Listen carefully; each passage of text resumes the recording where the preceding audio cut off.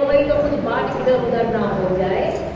तो सुदिन माने अच्छा दिन, अच्छा नक्षत्र, अच्छी घड़ी सोचकर जल्दी ही वेद विधि के अनुसार जो लगन है इसको बनाया गया।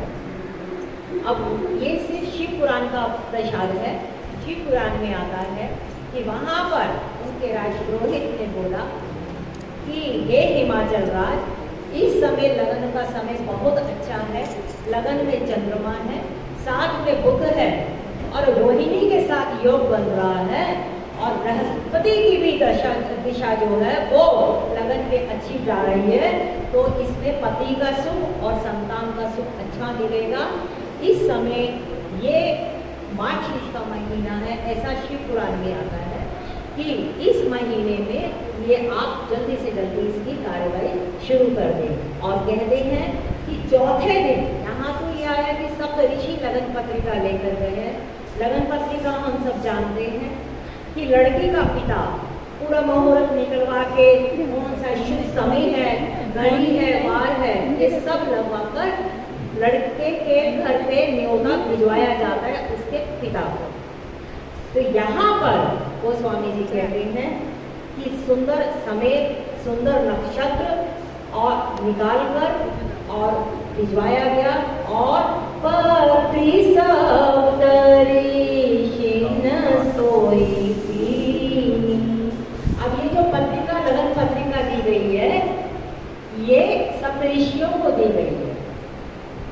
शिव पुराण में आता है कि ये लगन पत्रिका स्वयं हिमाचल राज के जितने भाई बंधु थे उन्होंने स्वयं वहां जाकर भगवान शंकर को पहुंचाई है। लेकिन गोस्वामी जी यहाँ पर बताते हैं कि लगन पत्रिका सप्तऋषियों के हाथ में भिजवा दी गई है और सप्तऋषियों ने वो लगन पत्रिका कहाँ दी?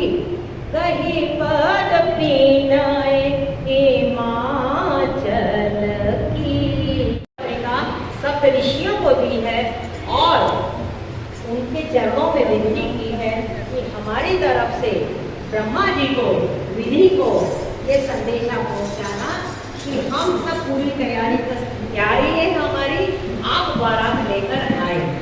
तो चारी विधि तीन दीनी सुपाती पाचत प्रीति नावेदय समानी। सप्तऋषि जो है जिसमें वशिष्ठ है, अंगिरा है, भरद्वाज है, जितने भी सप्तऋषि हैं वो सब सप्तऋषियों ने जाकर विधि, मैंने ब्रह्मा जी, उनको लगन पत्रिका पकड़ा दी कि अब आप बारात की तैयारी करो। अब सब तैयारी करके शुभ लगन, क्योंकि लगन पत्रिका में ही दिन वार सब कुछ विवाह का सब निश्चित हो जाता है।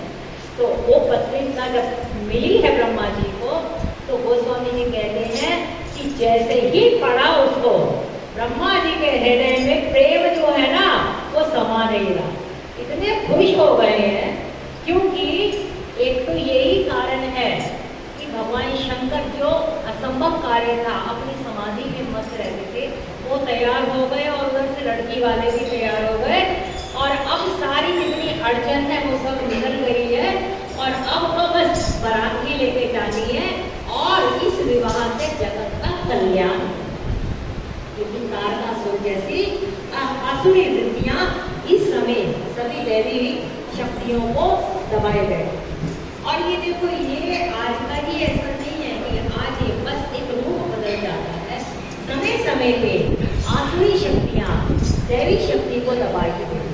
आप अगर गीता में देखें तो गीता में दैवी संपदा और आसुरी संपदा का मिश्रण वर्णन है और दैवी संपदा काफी सारी है लेकिन आसुरी संपदा थोड़ी है, 6-7 उसका वर्णन है, लेकिन वो ही काफी हो जाता है। क्योंकि अच्छाई जो है वो थोड़ी देर के लिए दब जाती है और बुराई, कई बार लोग कह देते हैं कि जो इस समय जो गलत काम भी किए जा रहे हैं और तो भी उनका बहुत अच्छा होता जाता है और जो अच्छे लोग हैं उनको बहुत सहना पड़ता है। ये होता है कुछ समय के लिए। सूरज के सामने काला बादल आता है तो रोशनी जो है वो दब जाती है, लेकिन ऐसा नहीं है। वो बादल छटेगा तो सूरज ही, जो सत्य ही शाश्वत है, अच्छाई की विजय